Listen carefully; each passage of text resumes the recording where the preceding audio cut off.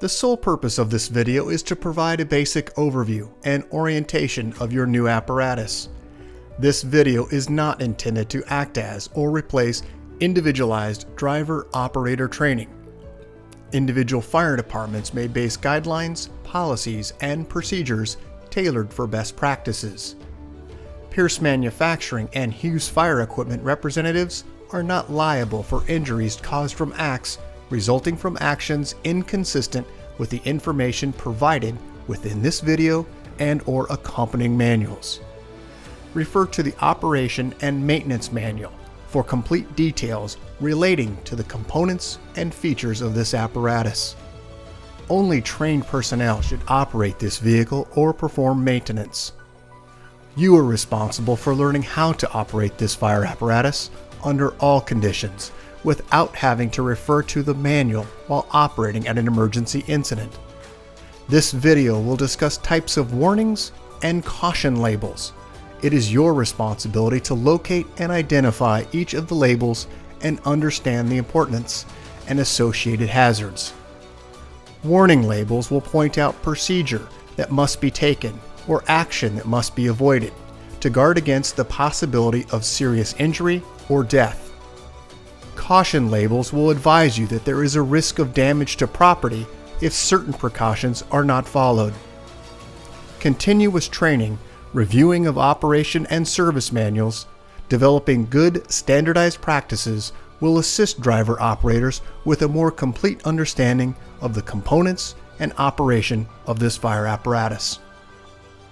As the driver operator of this vehicle, you are responsible for understanding the function of each component of the apparatus, maintaining control of the fire apparatus at all times while in operation, make operational and functional changes while operating at an emergency without having to read operator's instructions or safety warning labels, operate manual override and emergency shutdown procedures immediately if a component fails to operate properly.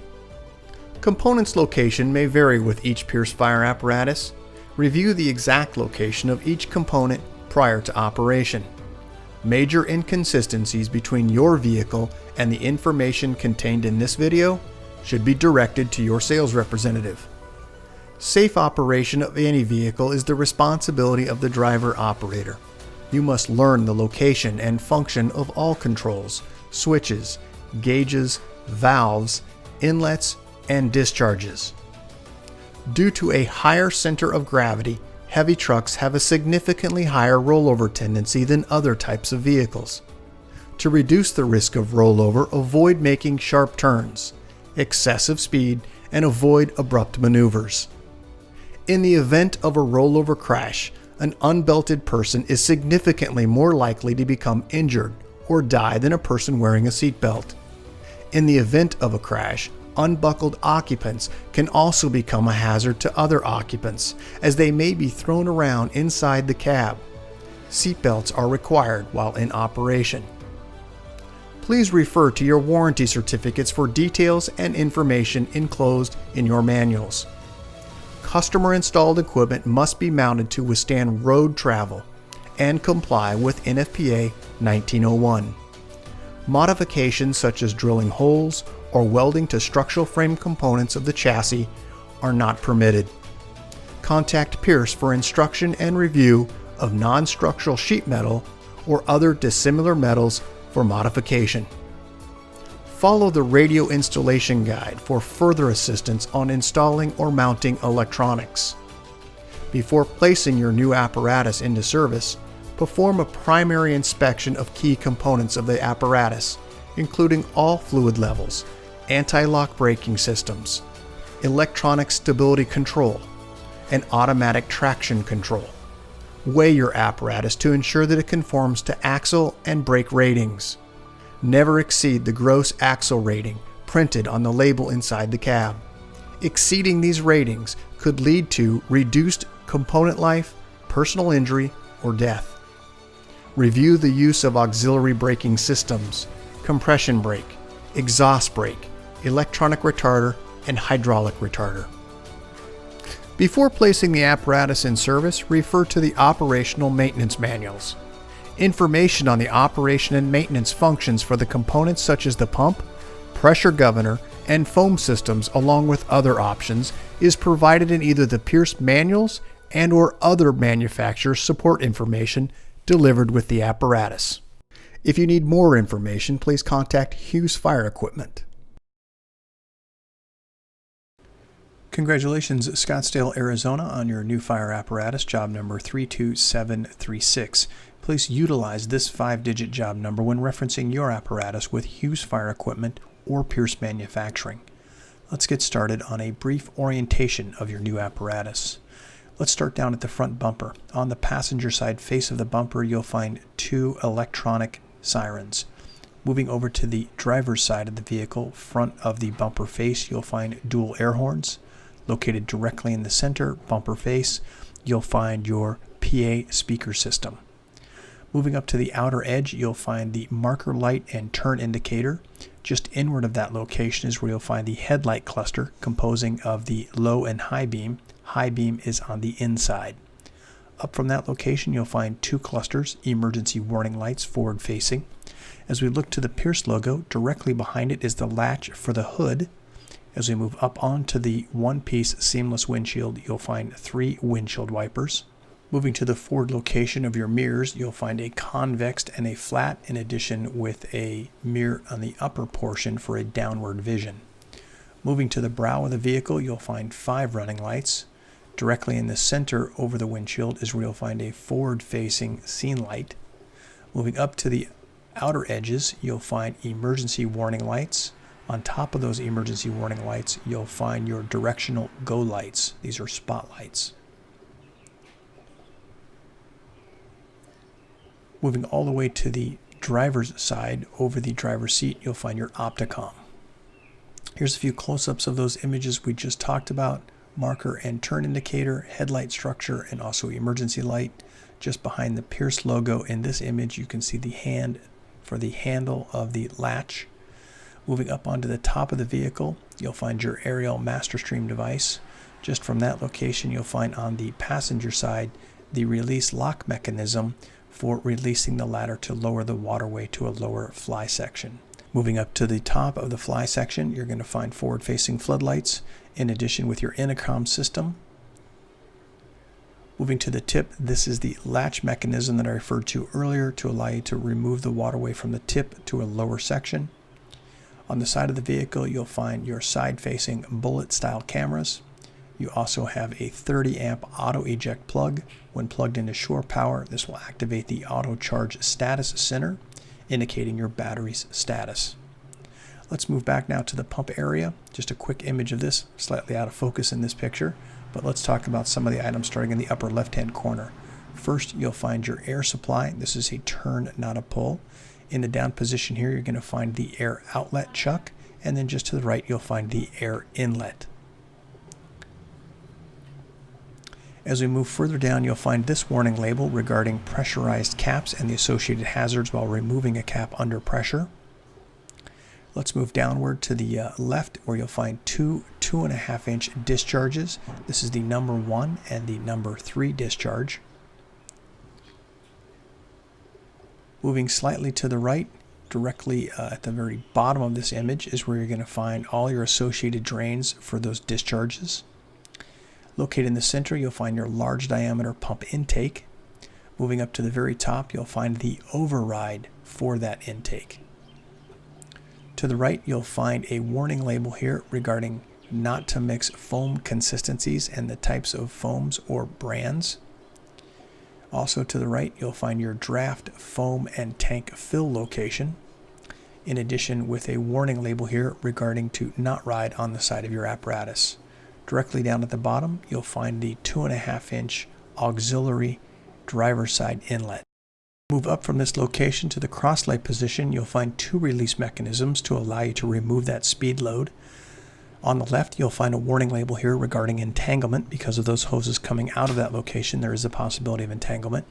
There are 3 cross lays located here. They are individually labeled and also color-coded.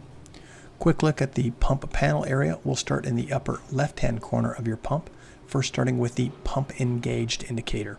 If this light is illuminated, your pump should properly be engaged. On the left-hand side, you'll find your intercom system. Moving to the right of that, you'll find in this green module, which indicates your foam A tank level. In the gray area to the right, you'll find your master intake gauge. Moving further to the right, you'll find the master discharge gauge.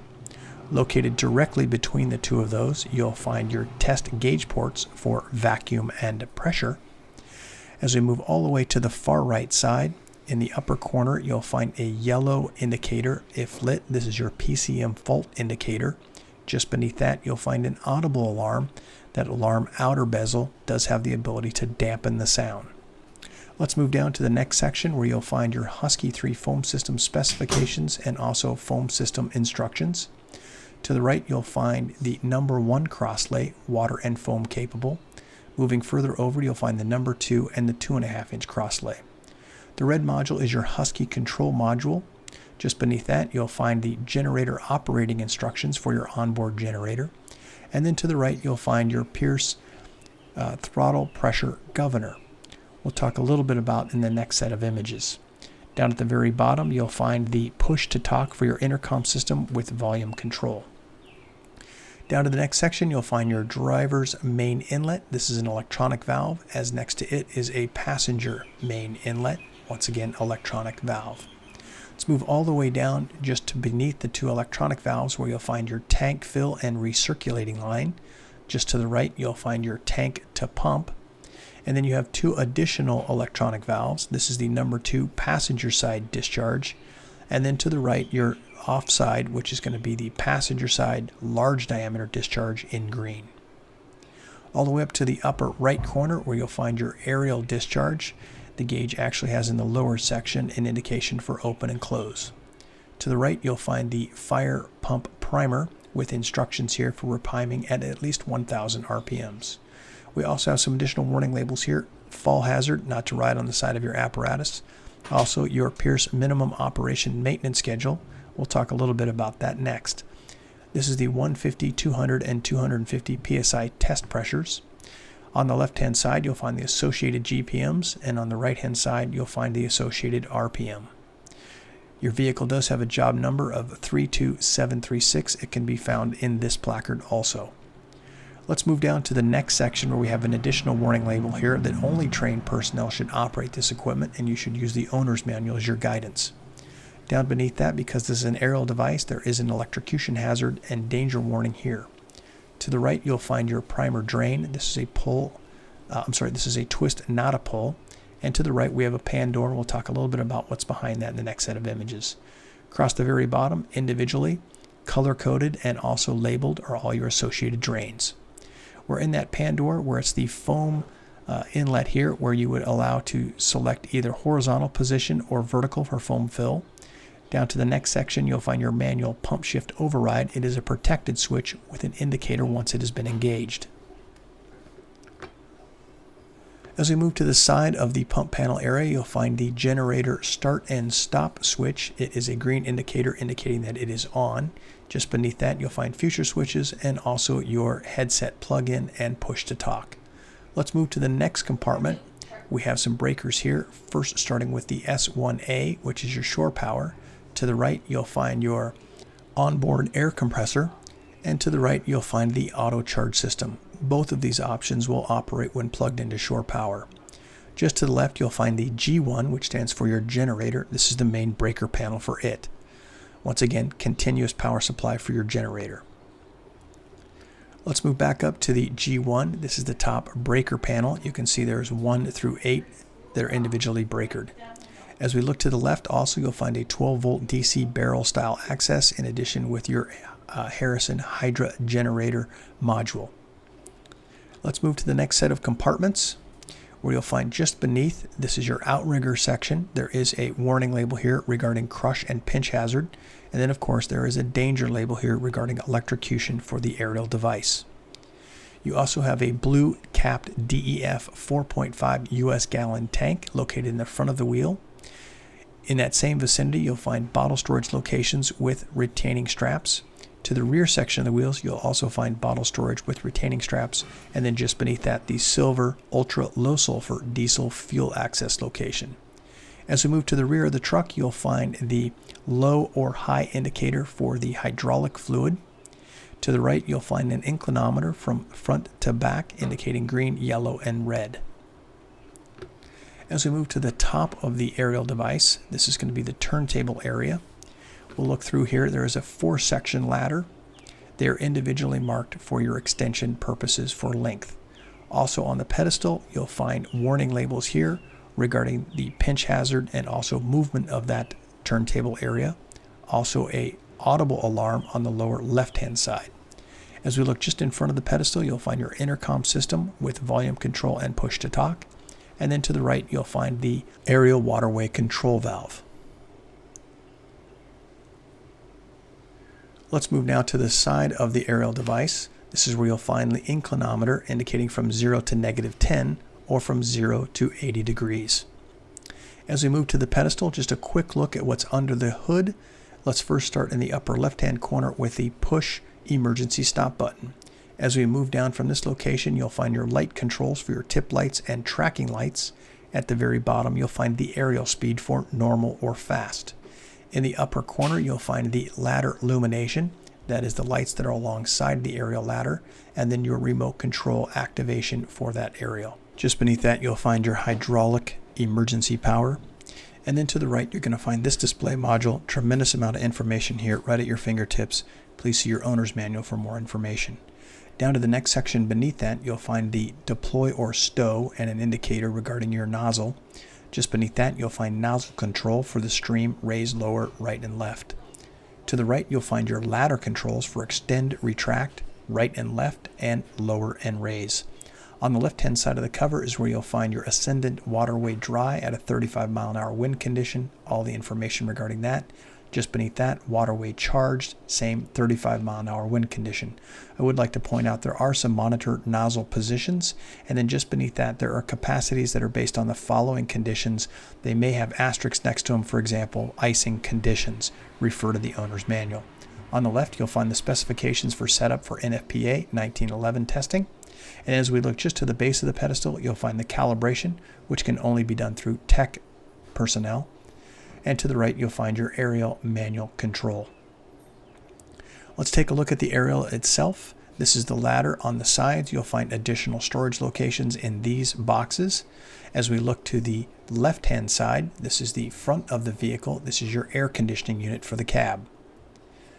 Moving on to the other side, just a top view here. This surface is not a surface designed to walk on for firefighter safety, but as we look to the aerial itself, you'll find 2 fold-down steps on the last fly, and then you'll also find the ability for tool storage on the right-hand side of the last fly.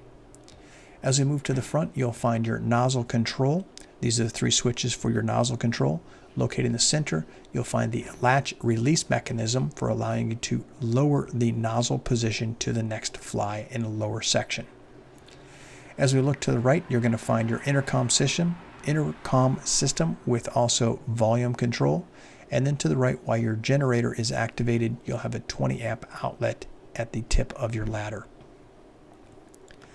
Let's take a look to the opposite side of the fly section where you'll find all of your controls. There is some warning labels here regarding operators, that you should have an operator at the tip and also at the base.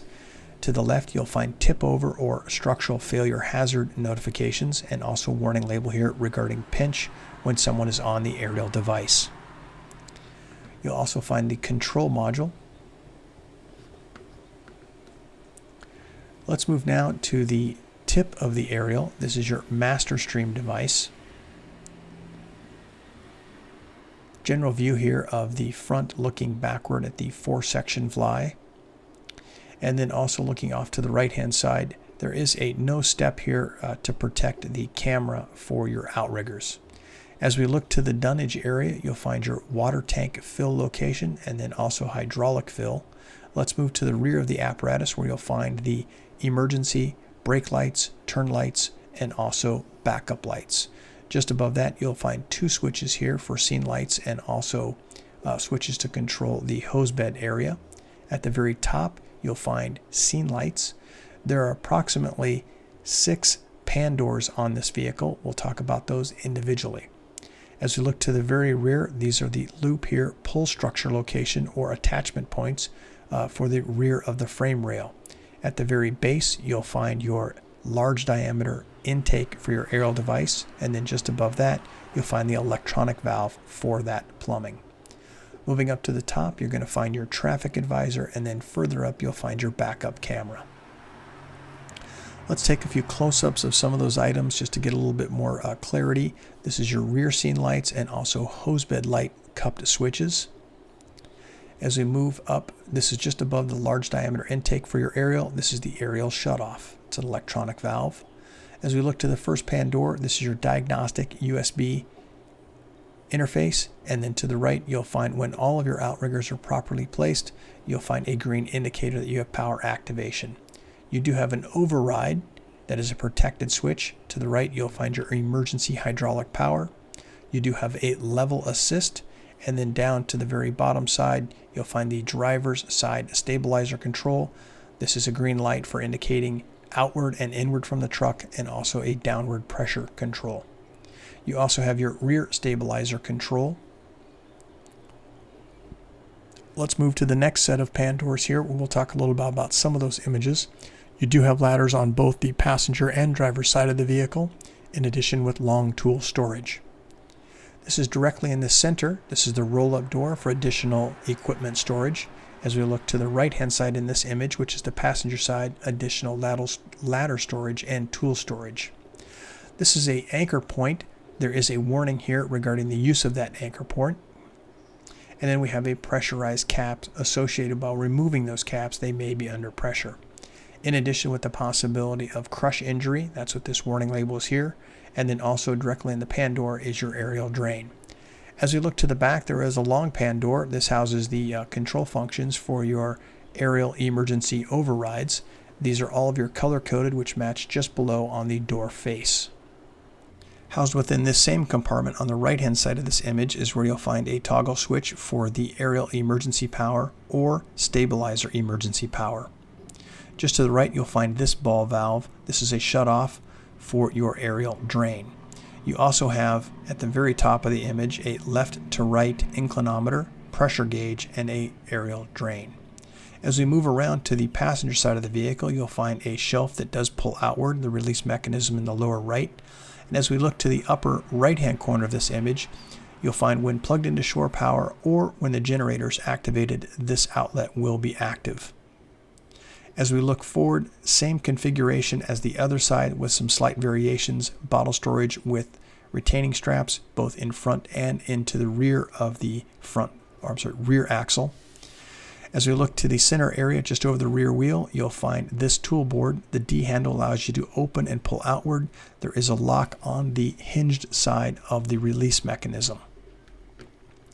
As we look just over the stabilizer, you'll find a passenger side and driver side stabilizer camera.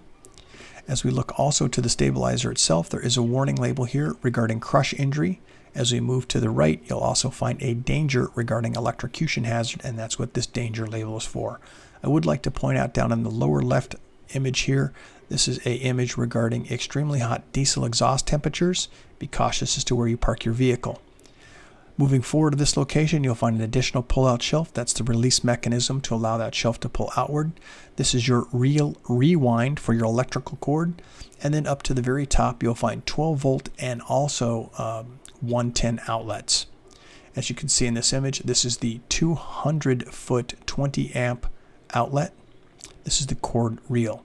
In the upper left is where you'll find your outlet for shore power and also generated power, and then 12-volt access here, barrel style. Let's move now to the pump area. Once again, this is the passenger side. Let's first start in the upper left-hand corner where you have a warning label here, not to ride on the side of the vehicle. There is a fall hazard.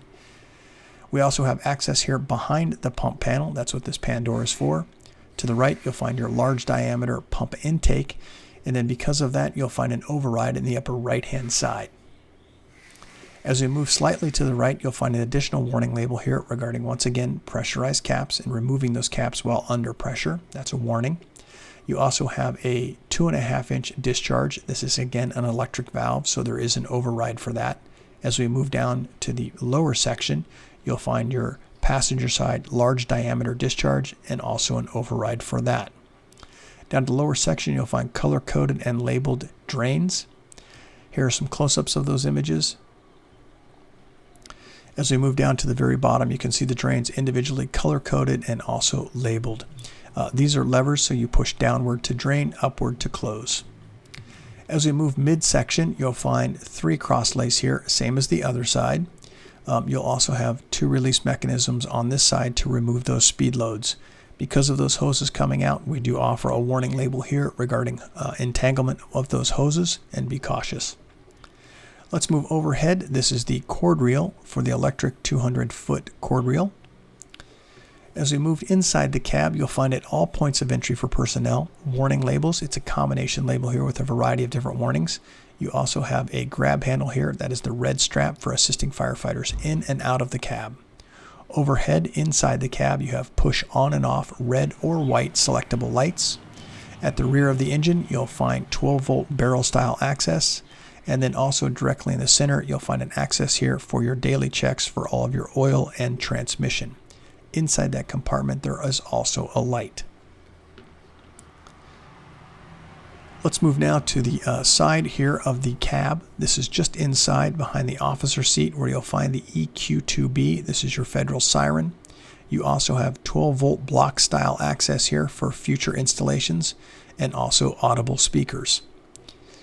As we move to the from the rear of the cab looking forward, just a general view of the cab, let's now move around to the passenger side or officer seat. Once again, a point of entry, so we will have warning labels here. As we look just inside, you'll find an additional warning label here regarding not mounting of equipment within this area, because there is a supplemental restraint system, your airbag for the passenger side, located here. As we move to the center section, you'll find your mechanical siren push button. Just up from that, you'll find your air horn push button. There is also an intercom system push to talk. That is the PTT button for your intercom headsets. Moving up from that location is where you'll find the passenger side go light control. It's an on-off switch with a control module. And then to the right, you'll find your intercom for squelch and volume control. Let's take a quick look around the cab over the head of the officer. These are once again just to the left, a little bit more of a close-up.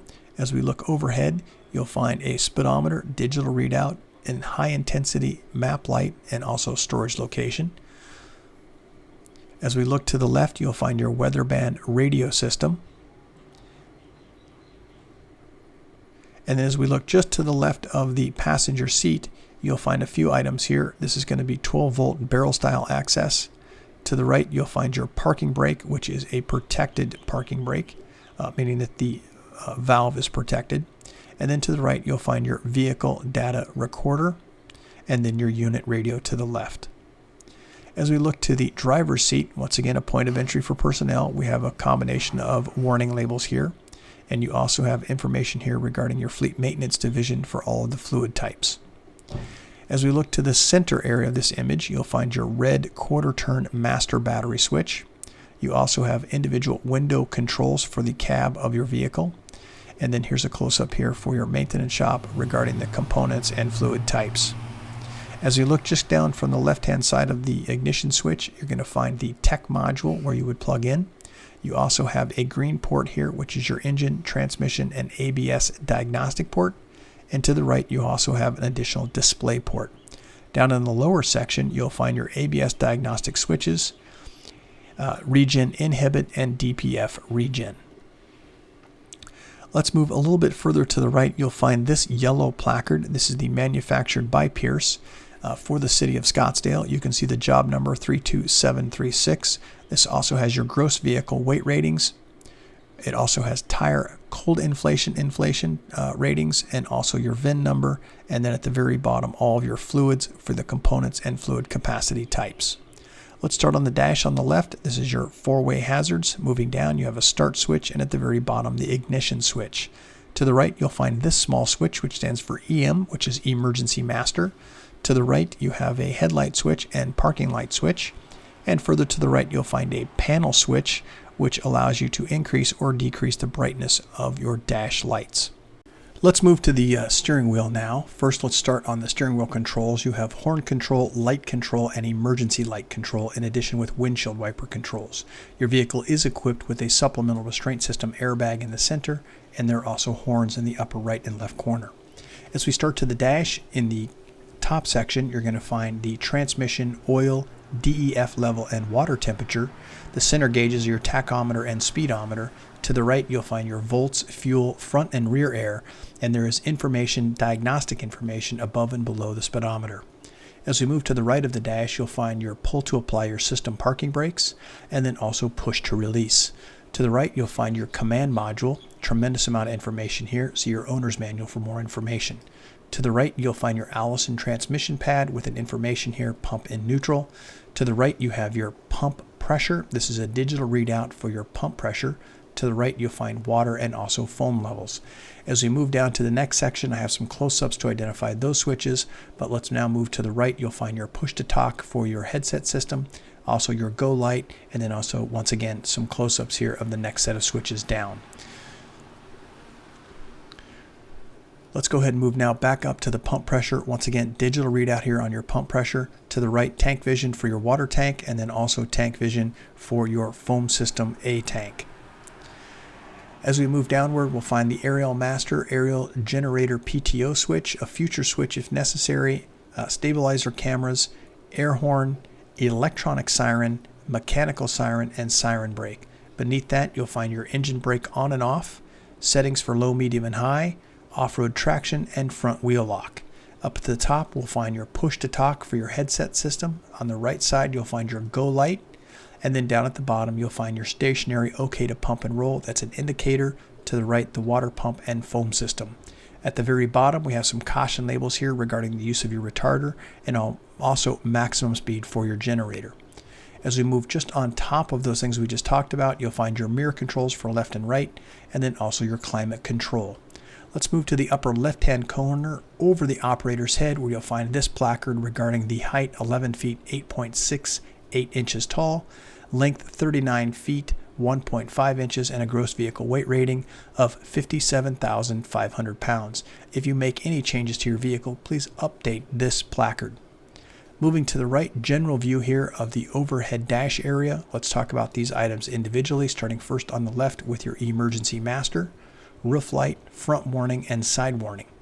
Just beneath that, you'll find the lower rear warning, upper rear warning, high beam flash, and your opticom. These are memory switches. They do illuminate once they've been depressed. Let's move to the right, where you'll find an additional set of switches: front floodlights, driver's side flood, passenger side floodlights, rear flood. To the next section down, there are two more future switches if necessary for programming. Those can be activated. To the right, you find your cab locks down, not engaged, and also the load manager. Further to the right, you'll find your traffic advisor. This is the function control module for it. Just to the right of this location is where you'll find your PA system and siren control. As we look to the rear section, you'll find two side-mounted EMS or storage compartments and two center-mounted seats. You do have two rear-facing SCBA seats. Congratulations, Scottsdale, Arizona, on your new fire apparatus, job number 32736. If you have any questions regarding the content of this video or any future questions regarding your apparatus, please contact your Hughes Fire sales representative.